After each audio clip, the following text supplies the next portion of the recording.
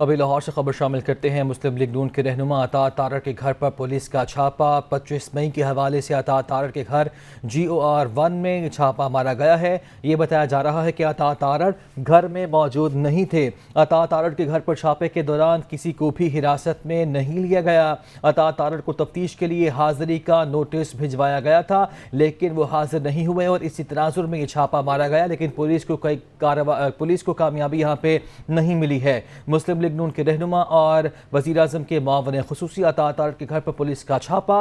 25 مئی کے جو اقدامات تھے گزشتہ حکومت کی جانب سے جو اٹھائے گئے تھے، اسی کے تناظر میں عطا تارڑ کے گھر GOR 1 پر یہ چھاپا مارا گیا ہے اور یہ بتایا جا رہا ہے کہ عطا تارڑ گھر پر موجود نہیں تھے۔ عطا تارڑ کے گھر چھاپے کے دوران کسی کو بھی حراست میں نہیں لیا گیا، جبکہ عطا تارڑ کو تفتیش کے لیے حاضری کا نوٹس بھجوایا گیا تھا۔ تفصیلات جان لیتے ہیں، ہمارے نمائندے محمد علی ہمارے ساتھ موجود ہیں۔ علی، آگاہ کیجیے گا۔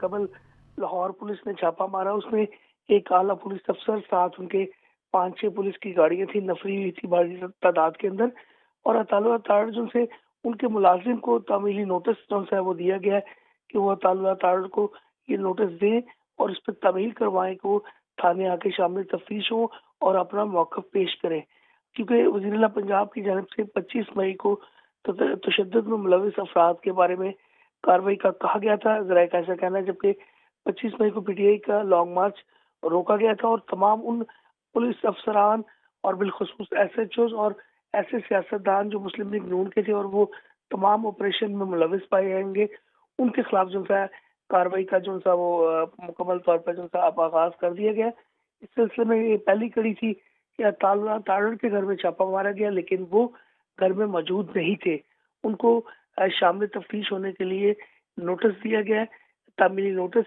وہ ان کے ملازم نے ریسیو کیا ہے۔ اس سلسلے میں کسی قسم کی گرفتاری عمل میں نہیں لائی گئی، اور دوسرا یہ تھا کہ سیڑھیاں لگا کے گھروں میں داخل ابھی تک کسی ایسے سیاستدان کے گھر میں نہیں ہوا گیا جو ماضی میں ہو چکا تھا، لیکن فی الحال جو ابتدائی معلومات ہے اور ویڈیو فوٹیج کے اندر بھی دیکھا جا سکتا ہے کہ لاہور پولیس کے ایک اعلیٰ افسران نے اس کی تعمیل کروائی اور اس کے بعد وہ تمام گاڑیاں لے کے واپس چلے گئے۔ جی ٹھیک ہے علی، آپ کا شکریہ، آپ نے اپڈیٹ کیا۔